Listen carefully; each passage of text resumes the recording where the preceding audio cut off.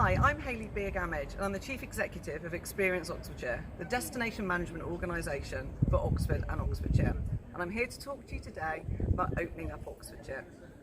We're delighted to see the city and the county opening back up again, and we look forward to welcoming locals and visitors back in a safe way.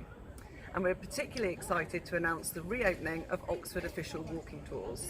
This is the best way to explore the wonderful city of Oxford. You can pre-book these tours now online, and we guarantee you a safe, socially distanced experience as part of that.